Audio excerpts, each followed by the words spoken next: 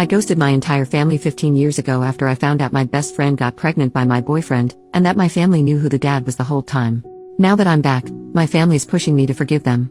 When I, 33F, was 18 years old and in my senior year of high school, I really believed my life was on a good track.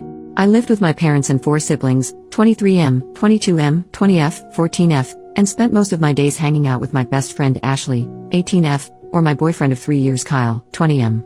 Both Ashley's and Kyle's parents were best friends with my parents, so I knew both of them since we were in diapers. We spent holidays together, birthdays, and visited each other all the time as we lived in the same town. Ashley's been my friend for 18 years and she truly was the person I trusted with everything. Sometimes our parents would joke that we are connected by the hip as we were together all the time. I've been dating Kyle for the last 3 years. I believed he was the love of my life and the one I would eventually marry. We were quite serious and even talked about getting married after he finished college. He was a sophomore at that point. Although I had every plan on going to university, I was quite content with the idea of being married to Kyle and being a stay-at-home mom. My parents loved Kyle and supported our relationship. I really was happy. I think I should note here that my sister was also dating Kyle's brother and that all our siblings were very close.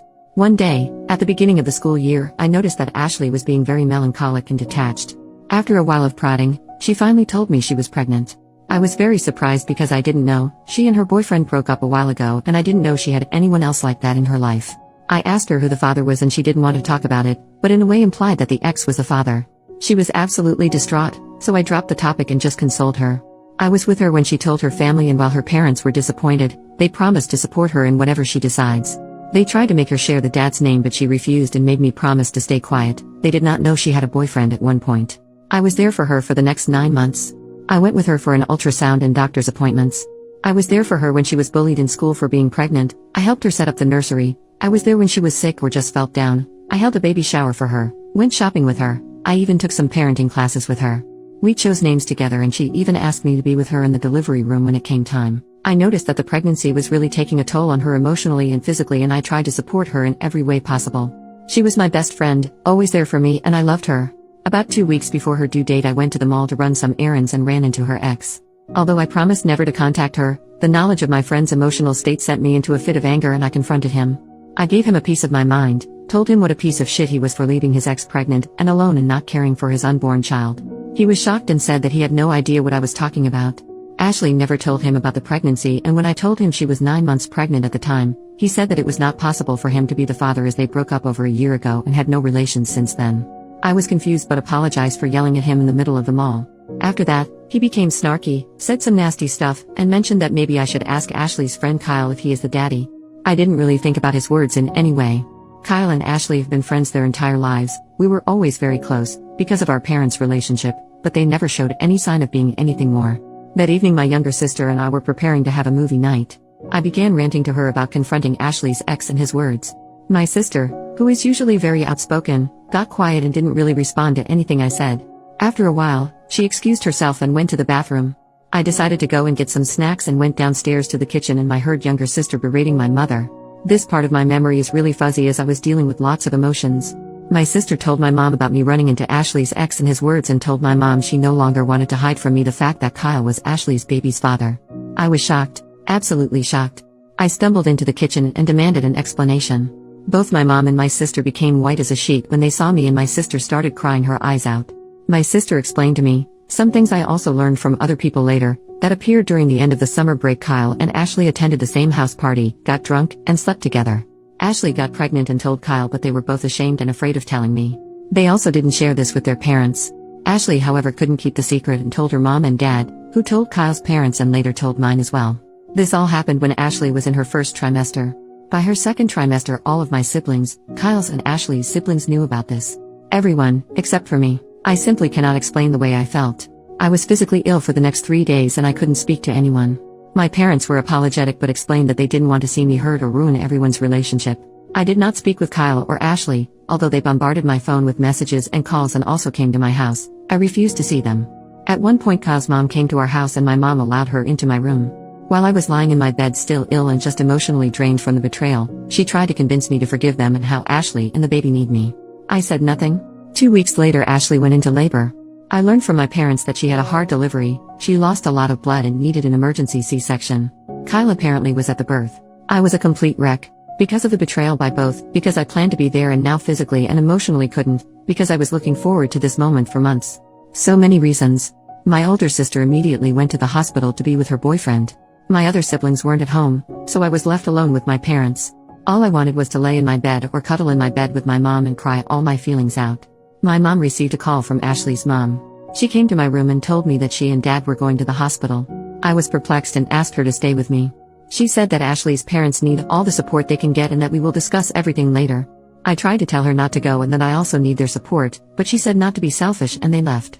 I was left alone at the house and I just couldn't comprehend what happened in the last few weeks. I couldn't believe that my parents would go and support someone who hurt me so much, while I was also here suffering. Am I really selfish to think like that? I don't know when, but my sadness turned into rage, the kind I never experienced before. In a fit of combined emotions and feelings of betrayal, I started packing my bags and decided to leave home. It didn't take a while, but I started having second thoughts and just sat in the living room feeling empty. After a while, I received a text from my sister. The text said that Ashley gave birth to a healthy girl and that they were both okay. She attached a picture of the newborn and told me they named her Sarah, the name Ashley, and I chose some months ago. She sent a second text a while later, telling me that my parents and she were going to join Ashley's and Kyle's parents in going to a bar in the town to celebrate. I don't remember much after that. I think I was just consumed by everything and my memory is very foggy. I left. I took a train and left. I stayed at a hostel in Phoenix for a while. I got a job at a store and planned to finish high school there. My parents, siblings, Kyle, and Ashley tried to contact me. My mom was sending me a panicked voicemail, demanding me to come back. They also reported me as a missing person, but I don't think it went anywhere as I was 18. Anyway, soon afterward I met Dean, 21M. He also lived in Phoenix and had a complicated relationship with his family. We really connected and became friends soon after. He helped me a lot at that time. I struggled. I had no idea how to take care of myself or how to literally be an adult. He introduced me to his group of friends, helped me finish high school. I moved in with him and his friends. He helped me deal with my pain. I really struggled at one point and also had some regrets. I wanted to see a therapist, but I most definitely couldn't afford it. He was there for me and supported me through everything and I don't think I would have lasted long without him. We began dating after a year. He inherited some money from his grandpa and decided to move across the country to the big city. Although we weren't together for long, he asked me to go with him. I was a bit reluctant because we both had a lot of emotional baggage and I was still very insecure in my situation, but I did go. We moved, got jobs, and tried to survive. Soon after my 21st birthday, we decided to get married. It was a crazy, spontaneous decision, but we did it. I enrolled in university and Dean helped me pay for it. He himself opened a company that took off pretty nicely and we were able to live more comfortably.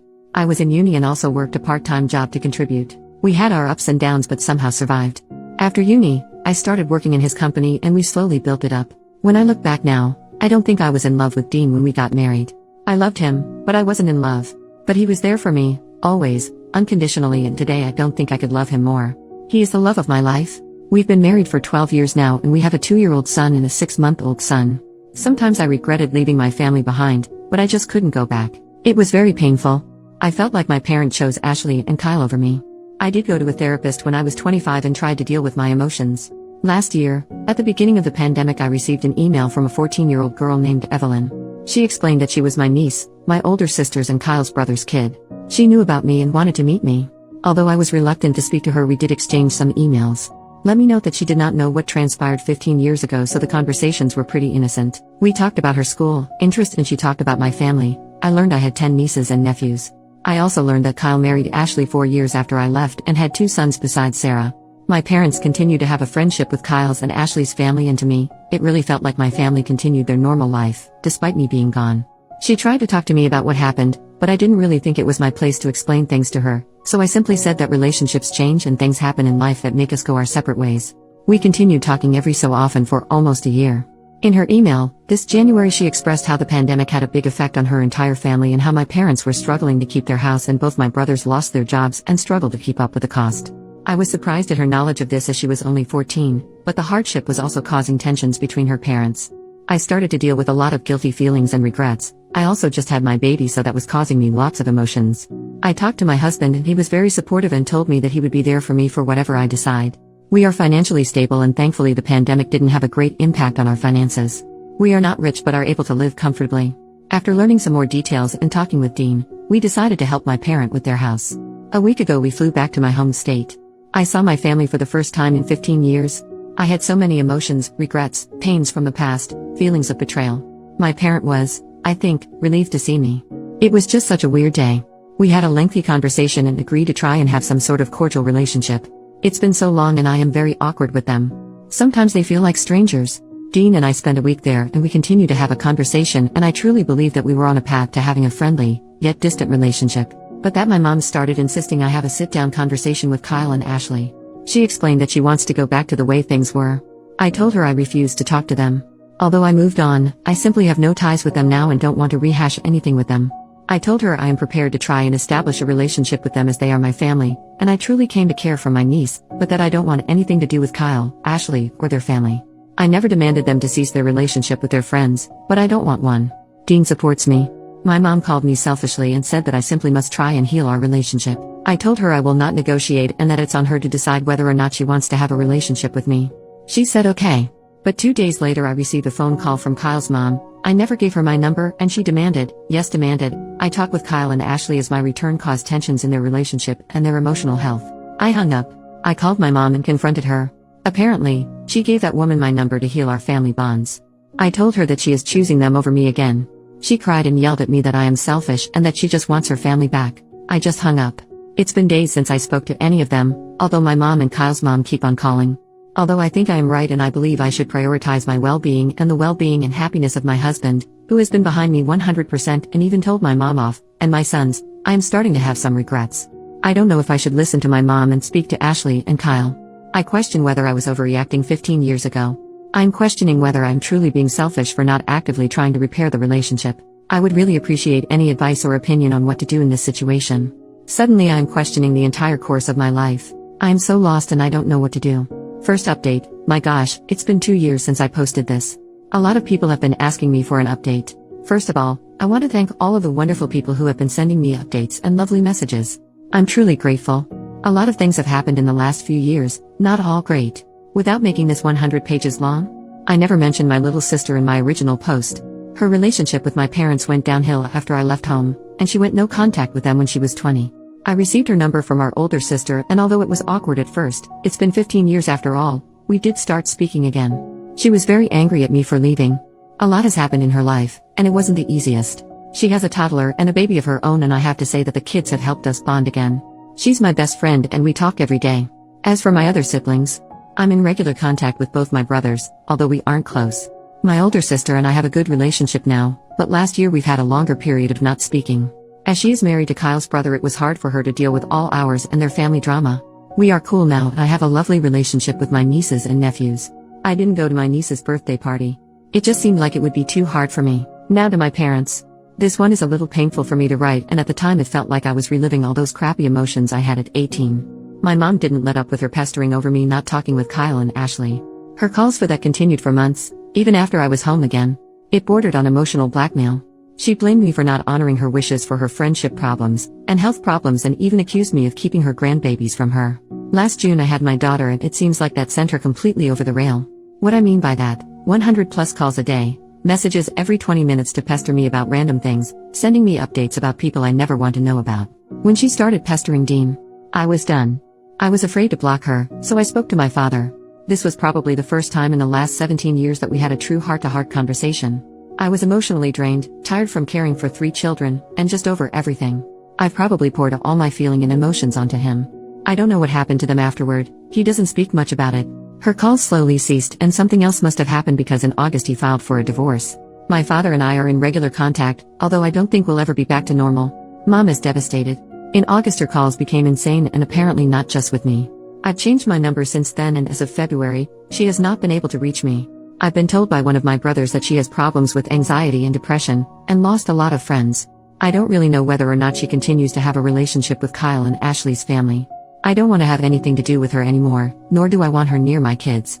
The things she said to me, about me and about my husband, whom she really doesn't know, and after 15 years of no contact, is crazy. Although I regret not having a mom, I feel like trying and fighting to repair the little remnants of our relationship would be a waste of my emotional energy and just pure torture. As for Kyle and Ashley, I've received some calls from Kyle's mom, as I mentioned in my original post. I blocked her and no other calls have been received from anyone. I really don't know what they are doing or where they are. I've had no contact with them. The only thing that really happened is that, in August when crap went downhill, my brother-in-law, Kyle's brother, brought me a letter apparently written by Ashley. I've not opened it and I really don't know if I want to. I feel like I've moved on from them, but on the other hand, I'm curious as to what she has to say after so many years. However, that in itself could bring back bad emotions. I'm doing okay now, with my babies and Dean, who is a real trooper in all of this. I'm trying to focus on my family, and I really hope that this is all behind me. To all of you, thank you, again. If anything else happens, I'll try to update sooner. Second update, 1 month later. Dear everyone, I have no idea if anyone will see this, but during the last few months since I posted my update, I have received many messages with advice and words of support. I have no way of thanking you, but know that your words truly mean a lot to me. I try to reply to everyone, but it sometimes takes me a while. A lot of questions have been asked in these messages and I can't answer them all at this time. I plan on updating soon. Just to quickly answer the most common ones. 1. I have not read the letter yet. Soon after updating, I started therapy again in Dean and I decided that it would be best if I gave the letter to my therapist and let him decide when and if I am ever ready to read it. 2. I have not spoken to my mom since the update. I've received messages on Facebook from her and Ashley's mom, which is a first. The latter I didn't even read. I've since deactivated my Facebook for the time being. 3. Neither Kyle nor Ashley tried to contact me via any social media. The only thing I know is that Kyle was asking my brother-in-law for my address or number, but brother-in-law refused them. That's when Ashley gave him the letter. Brother-in-law is in no contact with his family at the moment. 4. They are separated as per my brother-in-law, but he does not know whether they are divorced or not. 5. Last week my dad was in town. He does not know my address and has never been to my house. For the first time in almost 2 decades, we had an open, honest conversation.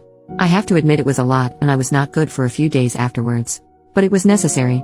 I learned a lot about my mom. A lot of you tried to imply there must have been something in her past to make her the way she is, and the time between them learning Ashley was pregnant and my return 2 years ago. It's a lot to unpack and I'll probably be in therapy for a long time. It's a lot really, so I'll have to write a separate update. 6. Also, my little sister. She was not at fault and I never blamed her for hiding the secret from me. She was a teen and she knew it was wrong, but she was put under a lot of pressure by our mom. After I left, her life was hell and our mom was insufferable and blamed her for a lot of things. Again, thank you for your words of support and encouragement. Lots of you sent words for Dean as well and he has read them. You are right, he is the best and I probably would not have been where I am today without him. Please appreciate your families, if they are there for you in good and bad of course. Call your parents and sibling and tell them how much you love them. In moments like this, we realize how much we undervalue the good people in our lives. Thank you and I hope you are all well. Third update, 2 months later in a comment. Hello. She was never bullied before really, it started after she got pregnant. Our state is pretty conservative, so it wasn't well received that she was pregnant, unmarried, and without a partner. There was no physical violence, people were quite mean and kept reminding her of her mistakes. I don't know if people knew that he was the father, I'd always just assumed it was because she was pregnant. I've learned from my dad that apparently they weren't hooking up with each other before, but that could be a lie, but apparently she did like him, so it wasn't really just an awkward, drunk one-night stand with just anyone. Knowing this fact would probably kill me back then, but I sort of assumed without being told. Her ex suspected it. They didn't date anymore at the party, but I think he also never liked Kyle, so seeing them together like that was a red flag. I wasn't a party animal, nor was she, but I don't know if they just went that day. I don't remember if they went together or separately, but I'd assume the latter. She did have other friends after all, who enjoyed night outs. The drunkenness part. I really don't remember them being that heavy drinkers. At least I never saw her drunk to the point that she was reckless or had a loss of memory. So I never really believed that part much, but I wasn't there. And really it doesn't matter, drunk or not, it was a betrayal. I read some of Kyle's texts back then. I never answered any of the phone calls or anything. I never spoke to them after I learned that he was the father. I kinda regret that now. Maybe it would have been more beneficial for everyone if I gave them a good earful, expressed all the pain, and gone no contact after that, but I just wasn't in the right state of mind and I was sick a lot back then. This current letter is from her and I haven't read it yet. At this point, I believe that my mom is grieving the loss of a tight family and friendship unit that we had when I was younger and another relationship. She has yet to realize that none of her 5 kids speak or see her. None of her grandchildren see her. None of us, as far as I know, speak to her. That in itself would be the end for me. I can't imagine what emotional state she must be in. We all agree that she needs psychological or psychiatric help. She refused. Dad and eldest brother tried, but you can't convince someone like that.